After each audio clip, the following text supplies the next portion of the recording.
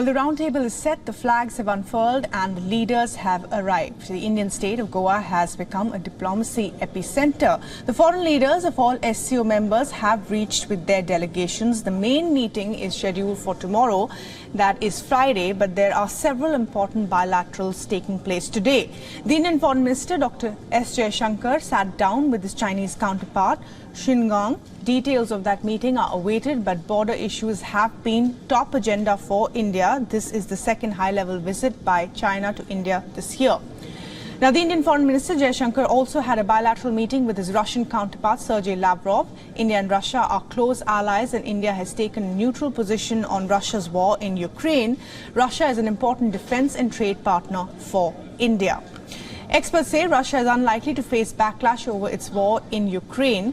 In fact, if you see that the 6 members of the SCO that are India, China, Pakistan, Kazakhstan, Kyrgyzstan, Tajikistan and Uzbekistan have all been more or less neutral to the war. They have either voted to abstain or not vote at all UN resolutions condemning Russia's invasion. Pakistan, meanwhile, announced that Bilawal Bhutto will be coming for the SCO meeting just 2 weeks ago, sparking a debate on whether there will be a one-on-one meeting between him and Jaishankar. Islamabad has categorically said that Bilawal Bhutto Zardari's visit is an SCO visit and not an India tour. India has also maintained that there are no scheduled talks between the two sides.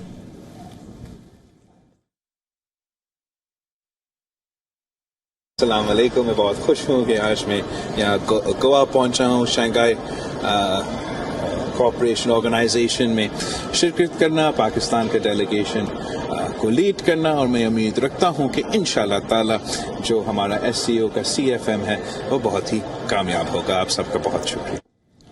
Well, the Shanghai Cooperation Organisation is an intergovernmental organization. It was founded by Russia and China in Shanghai in 2001. The SCO took birth as a counterweight to the US alliances across East Asia and in the Indian Ocean.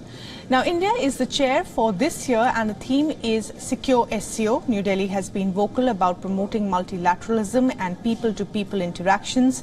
India is also looking to secure its own interests in the region.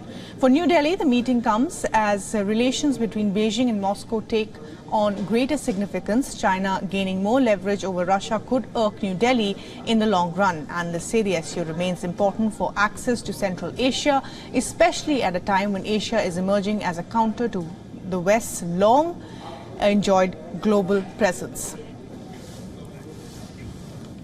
And Siddhant Sibal, who is in Goa, is joining us with the very latest on what's happening there, as well as Anas Malik, who's tracking all the developments as far as Bilawal Bhutto Zardari's maiden trip to India is concerned. Siddhant, first to you, 2 important bilaterals are over, one with Russia and one with China. What more do we know about the one that just took place today with the Chinese foreign minister?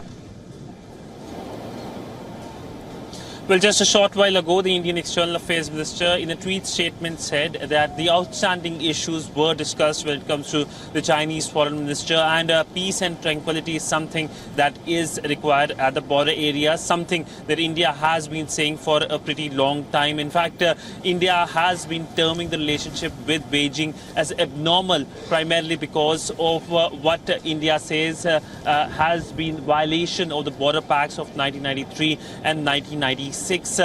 But essentially we have seen how the Chinese have been downplaying it, saying its situation at the border is stable. We saw the similar development last week as well in Delhi when both the defense ministers met. But also today focus was on the bilateral with the Russian side. India-Russia relationship is strong, time-tested one. In fact, India has increased its import of Russian energy since the conflict started, and both countries are having a lot of convergences on several issues from the UNSC to SCO and the BRICS. Siddhant, and also of course Anas, as you know, as Siddhant pointed out there, that the Chinese have downplayed the border issue. Another issue that's been downplayed is the visit of the Pakistani Foreign Minister Bilawal Bhutto, and of course the possibility of a talk between a one-on-one between him and Jaishankar. There is a dinner tonight there are always possibilities of talking, of meeting, a photo op. But Bhutto categorically saying this is all about SCO and not an India tour.